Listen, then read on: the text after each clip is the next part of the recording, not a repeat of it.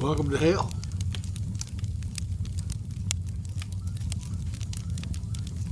It's nice and toasty.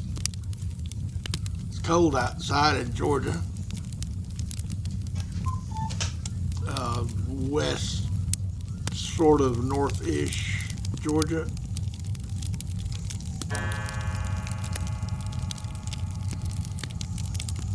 It's warm in hell though.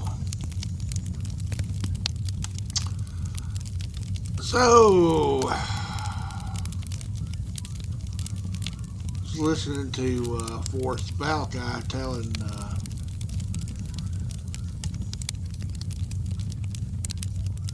Kyle on the line about how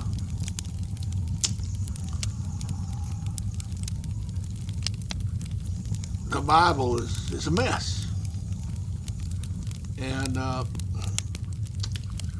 once you realize how messed up the Bible is, well,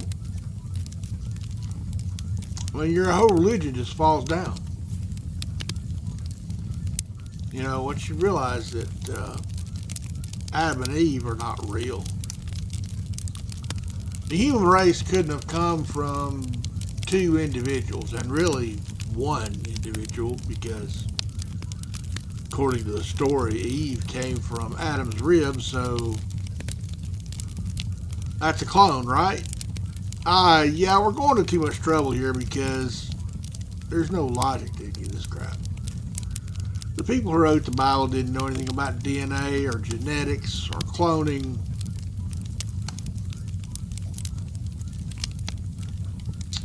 So they just invented a stupid God that didn't know anything about any of that stuff. You make a golem with some dirt and you tamp it together and you set it in front of you cast this golem spell on it. Woo! Poof, there's Adam. Now, recently I was also watching the line. Somebody pointed out that God made all the animals with males and females.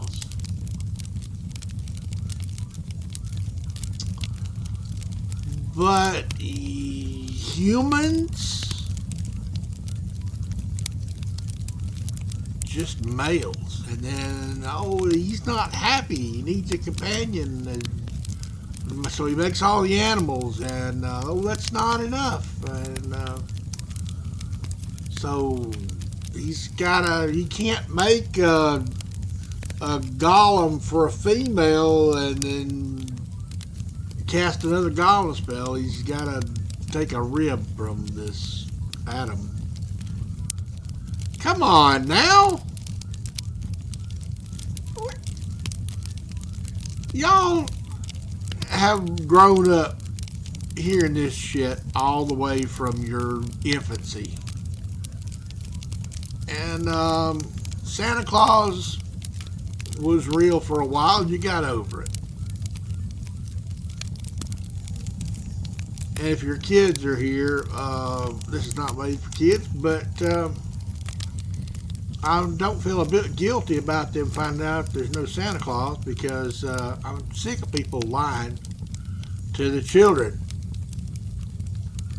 They're playing a little game with Santa Claus. I'm sick of it. There's no Santa Claus. Everybody knows that.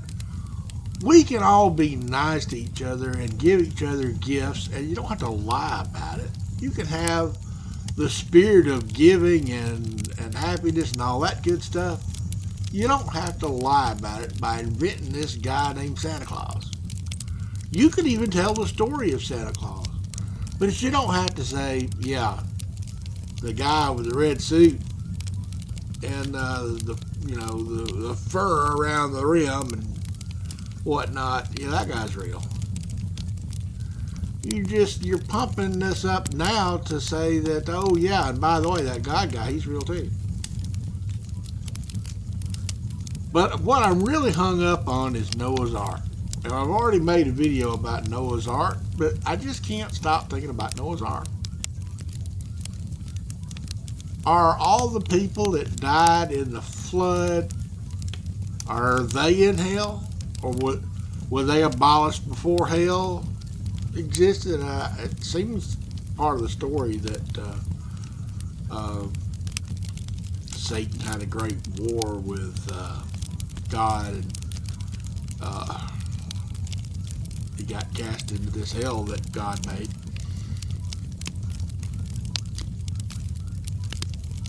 I mean, it's kind of funny that Satan's in hell, but he's also supposedly the serpent and tempting Jesus in the wilderness for 40 days. 40-day thing, though, is that it just keeps repeating. It rains for 40 days and 40 nights in the flood, and Jesus in the wilderness for 40 days. I mean, I'm sure there's some other examples. I've been told that that's just interpreted as meaning a really long time. It didn't mean exactly 40 days and 40 nights. I don't know. That seems pretty specific to me, 40 days and 40 nights.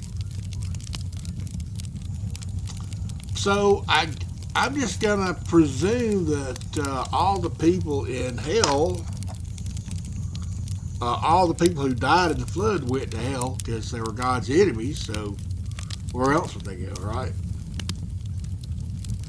They should be over here in the fire going, "Oh, don't burn me, don't burn me, oh, I'm burning, ah, ah, ah."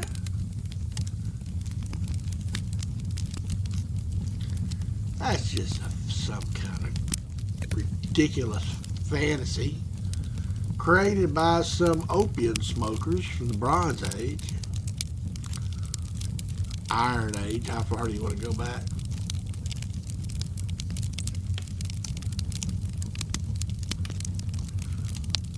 So this is the best fire I can come up with, y'all. There is a hellfire. Who's the guy that goes back to the burning New York, and Constantine? Yeah, that's a pretty cool scene, but it doesn't last. You know, I just need a hellfire that just sits there and burns, you know, the whole world.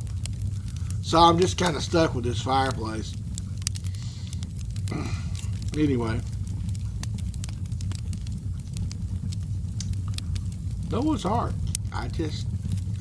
If you think that the Bible is the inerrant word of God, and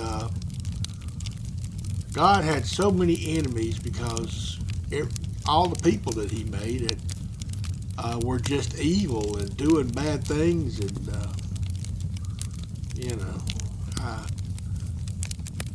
sex and murder and all rape and God knows what kind of crimes you committed against each other. Or I don't know, was he only concerned about crimes you commit against God, like saying goddamn?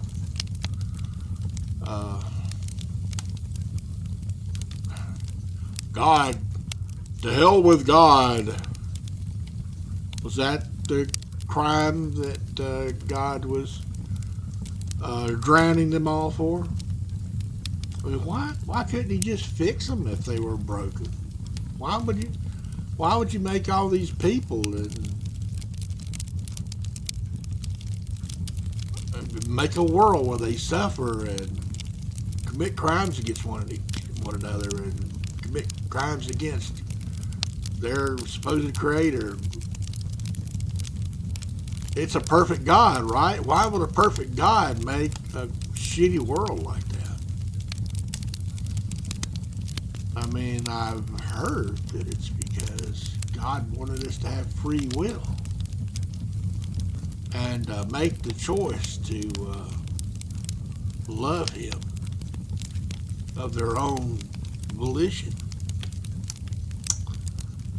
Well, there's a long discussion about whether or not we have free will, and I think if you look into the laws of physics, you'll find out that free will doesn't make a lot of sense. I want you people out there to raise your hand if you like chocolate. Okay, put your hands down. Those of you that like strawberry. Background removal tool is just, it's not great. Okay, how about vanilla? Peach? Blueberry? Tapioca? Pistachio? I think of these flavors as buckets. And the buckets are constantly getting inputs. It's like pouring a little bit of water into the bucket. The bucket gets heavier, and you got your strawberry bucket and your chocolate bucket, and whichever one rises higher, closer to the surface of your consciousness. So I think I like chocolate. Chocolate today is, pretty sure it's chocolate. You know, then you get, you know, days go by and you've got different inputs filling and spilling into over the buckets and whatnot. And then maybe today is, maybe it's a strawberry day today. Maybe. I don't know. If you're choosing chocolate as your favorite ice cream flavor, could you have chosen strawberry or peach? Maybe some of you just absolutely detest blueberries. I don't know what's wrong with you if that's the case. But you can't choose blueberry for your life. People are asking you to try a blueberry, like, ooh, yuck, ooh, they're so purple. It's just, I don't know, it's like, it's like eating a snot ball or something. It's just, yeah, it's just the way you feel about blueberry. You can't choose blueberry, so you're a chocolate person for some reason. You can't. How do you choose chocolate?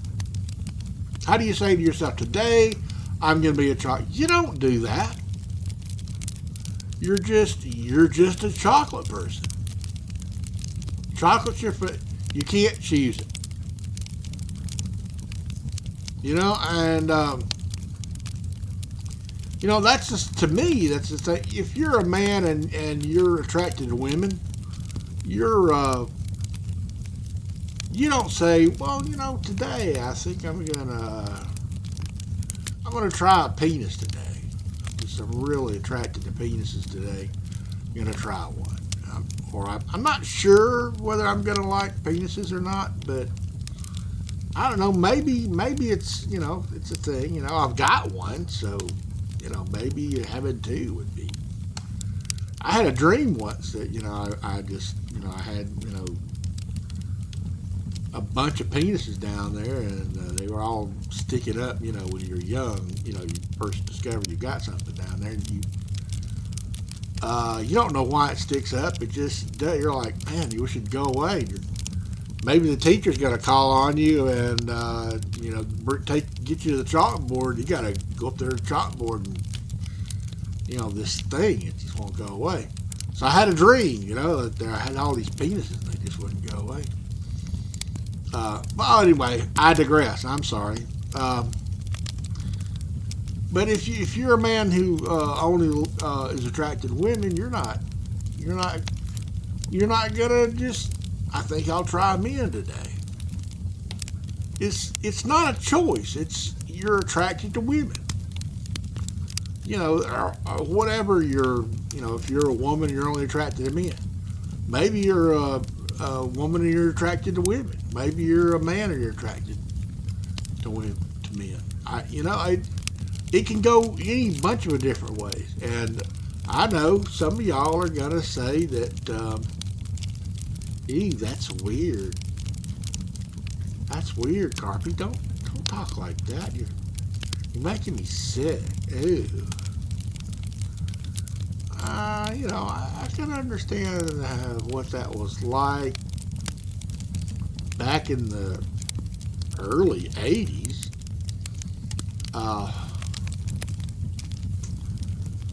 But, I mean, this was in, mid-20s, and I was like,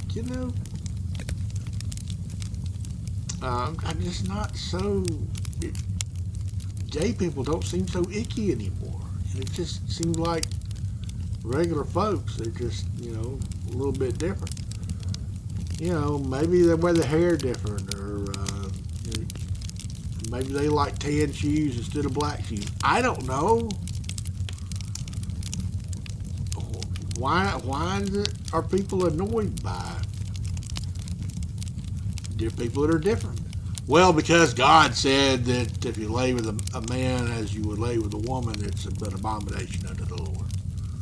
Well, fuck you, God. You don't care anything about us anyway. You only care about your damn self. So, this is the whole problem with the Bible being written by a bunch of opium smoking motherfuckers.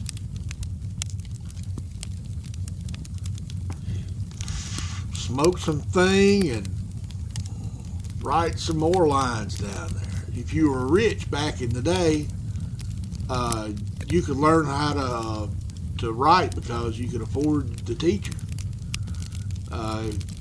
If you were rich back in the day, you could afford some opium because, that was what they used to do back in the day.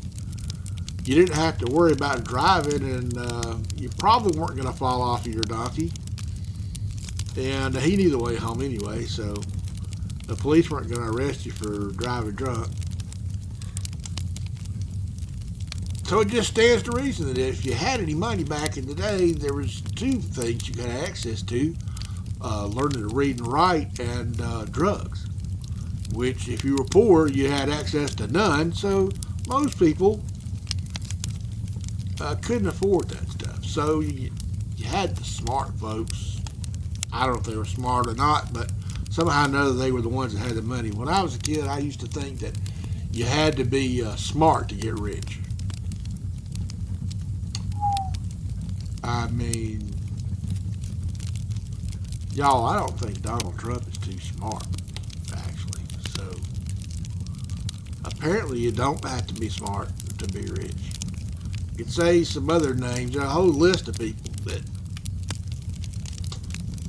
they're rich, but are they smart? I mean, you can be born rich. I mean, anybody who's rich is going to make sure their kids don't have to suffer through being poor, right? I know I've heard some stories of some folks that didn't make sure their kids were taken care of. As far as, rich people, we're going to make sure that they have to work for it as hard. Not just going to give it to them. But looks like to me that if you're rich, you should at least be born into some kind of, I don't know how it works. I wasn't born rich, so I don't know how that works. But anyway, I don't think you have to be smart to be rich anymore. I used to think that when I was a kid, but I don't think it now. So, back in the day, seems like you had to be born rich to be able to afford to learn how to read and write. The Pharisees were there doing that, according to the Bible.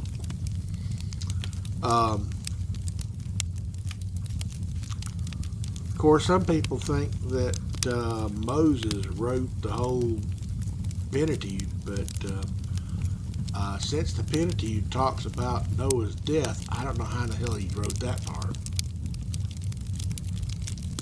There's a few problems there.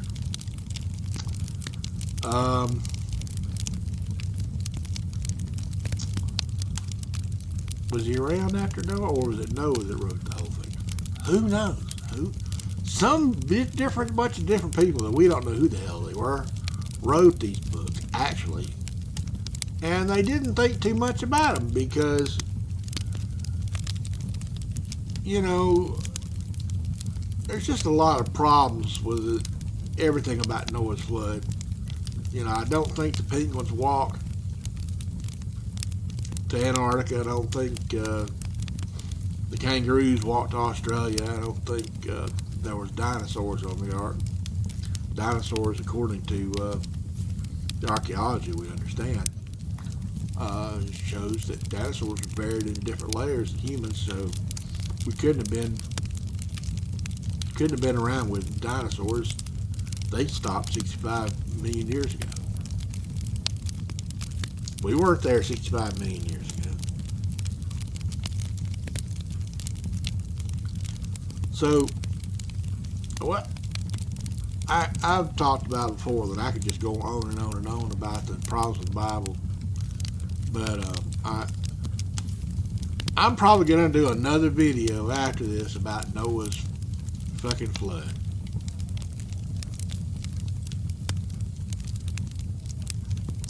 And you know, it just goes on and on from there. The whole Bible problem. I mean, Revelation is a story written by a guy who was out of his fucking mind. It's crazy, y'all.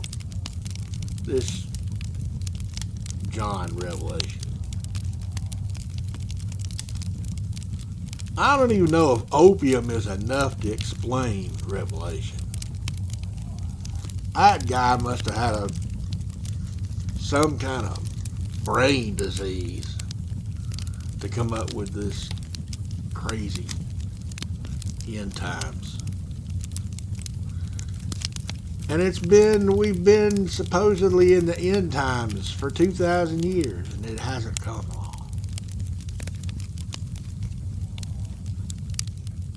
It seems like Netanyahu is really super interested in the end times, at least for people who live in Gaza. You know, you can totally justify killing God's enemies, and if you come up in your mind that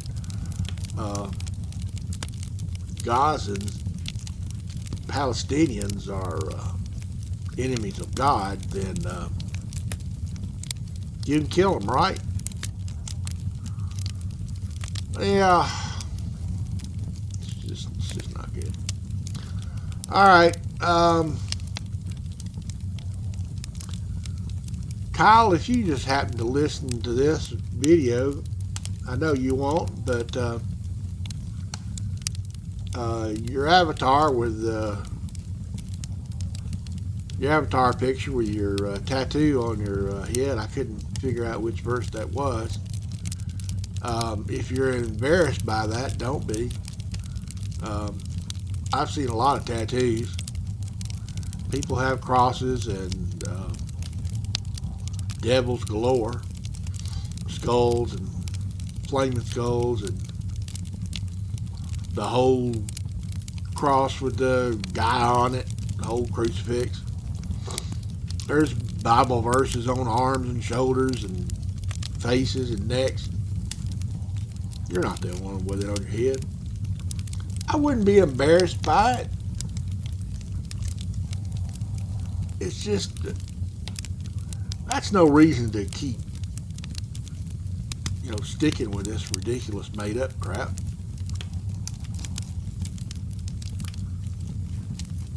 I think you're on the path to, I don't see how, I think it's inevitable, Kyle, that you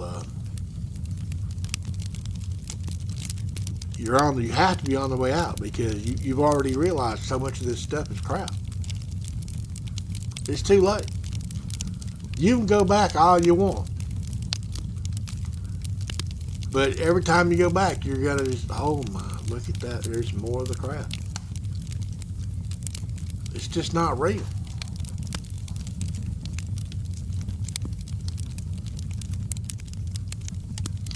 This fire was real when they took a picture of it, but hellfire, it's not real. I can sit in front of this fake fire all day. I don't feel a thing.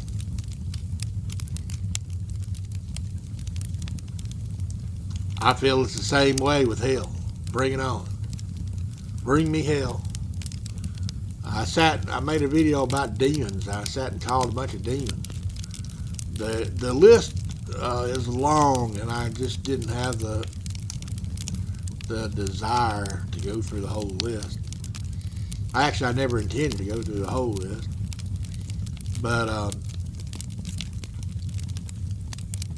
a long time ago, I used to look over my shoulder to see if the demons were coming for me, and then they never were.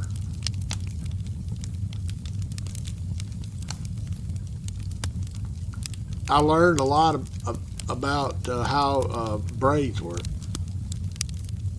I'm not an expert. I don't know very much at all about biology, physics, chemistry, but I just know just a little bit. That's all you need to learn. Just a little bit about how oxygen bonds with water, oxygen bonds with hydrogen to make water, and then it goes on up from there. It's all chemistry, but biology is the same way. Once you get a lot of different molecules together, they all fit together in certain ways. You might say, well, it's random how all these things fit together, but it's really, they're all moving around in random paths, but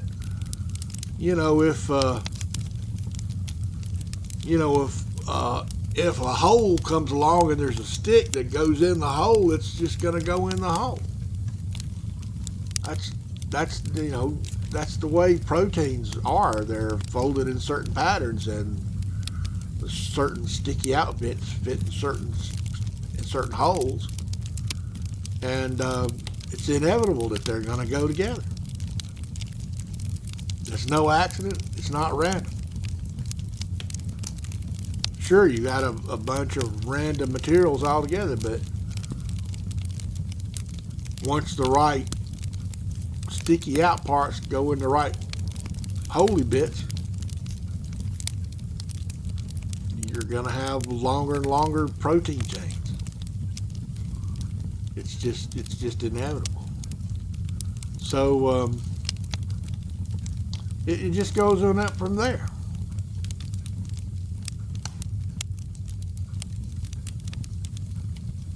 But once you learned enough about how brains work, neural networks, you'll realize that consciousness is just a matter of having the right kind of network with enough complexity, and you'll be a conscious thinking entity. We don't know all the little details, the ins and outs, but we know that consciousness comes from the brain. We don't know of any consciousness that are free-floating without brains. Of course, you can talk about how much is a worm conscious, how much is a cow conscious, how much is a dog conscious. My dog is conscious enough to tell me that it's dinner time. He's conscious enough to know that when I open the door, we're headed to the car. And, it's lots of little things like that. He's not smart enough to tell me about it in English words, but you got all these levels of consciousness. The most complex consciousness we understand is humans, but it's not supernatural. These are all natural processes. You don't need a soul to explain what happens in brains. Minds are emergent properties of what brains do. you think that's impossible because you don't understand enough about chemistry, physics, biology. It's not, though.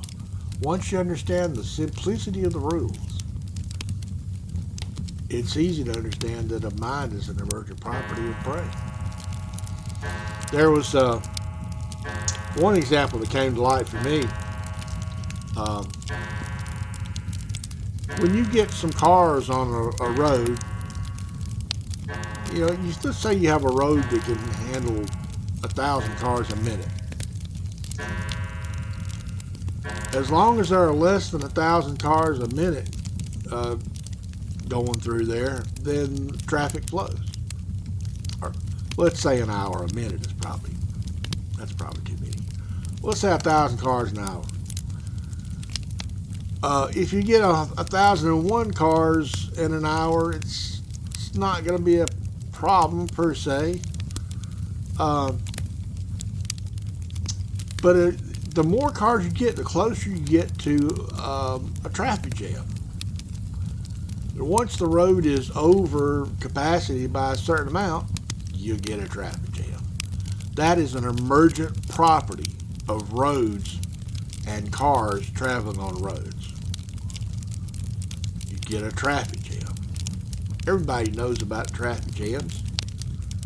You know, in rush hour, there's just too many damn cars. And you get a traffic jam. Consciousness is nothing more than the emergent property of what brains do. Just like traffic jams are an emergent property of roads and cars. So you don't need a soul. As a matter of fact, where would a soul go? Where would you fit in the puzzle piece of soul when you've already got the whole thing explained with a neural network?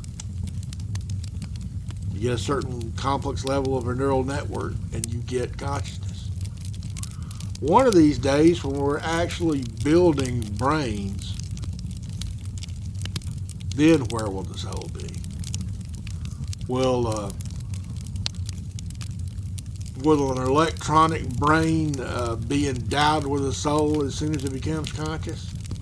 That sounds ridiculous, doesn't it?